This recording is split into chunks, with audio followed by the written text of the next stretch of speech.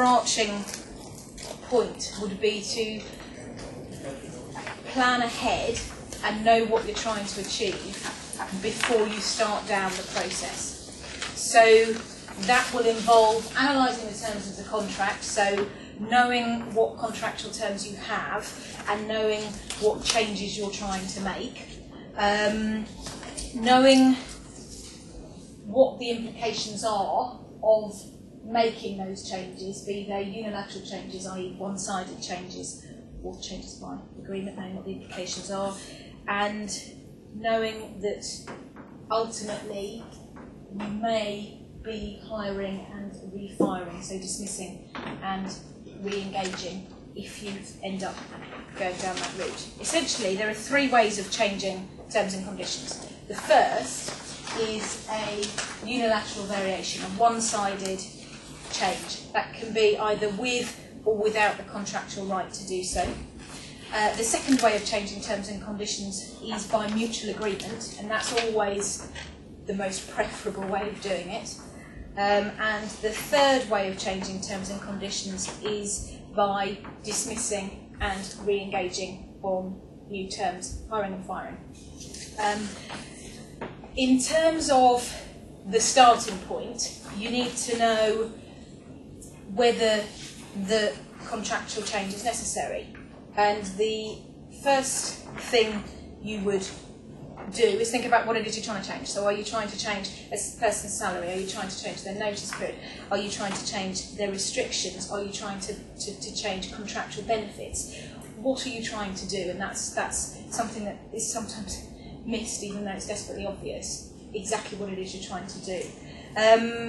The other thing to think about is whether or not that specific change is actually a contractual benefit, a contractual clause or a non-contractual clause. So, for example, is it something that's within a policy? So, are you talking about changing some sickness procedure which is in a policy as opposed to a contractual clause? Are you talking about discretionary benefits? So you need to know what it is you're changing and whether or not it's contractual. That is a key question. So what are your contractual terms? There are a number of different ways of terms becoming part of your contract. And the contract can be oral or written, or it can be partially oral, partially written. And you need to be clear what those terms are. The first and most obvious contractual term is the express contractual terms, which might be written in the employment contract or an offer of employment or subsequent amendment letters that you've got. What has been agreed. The second type of contractual term would be an implied contractual term, and they would be effectively what you're doing. So a term that could be so obvious that both parties would view it as being a term of the contract. A term that is necessary in order to make the contract work. A term that you have developed as a matter of custom and practice, so something that you do. That can be an implied term of the contract, even though it doesn't specifically state it in the contract.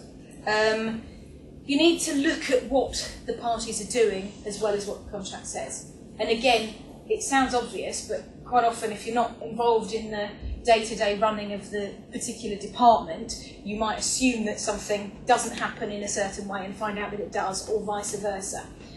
So you don't want to proceed down a particular path if it turns out that's unnecessary. Another form of contractual terms is incorporated terms, which could be incorporated via collective agreements with trade unions or handbook provisions that turn out to be contractual. And when I say turn out to be, generally you'd want your handbook provisions not to be contractual, but sometimes they will be, either by choice or because that turns out to be the case.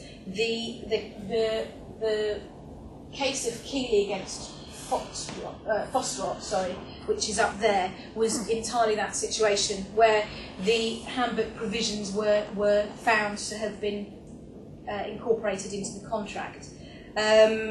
in that case it involved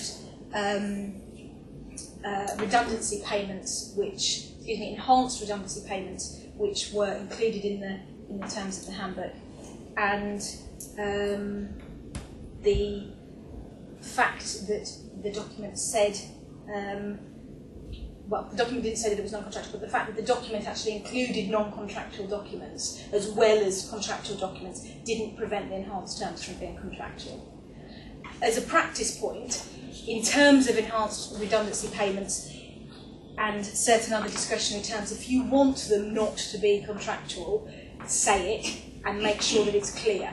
That's easier said than done, but it's a point worth noting. If you intend something to be non-contractual but you haven't quite made it clear, then simply go back and have a look at it.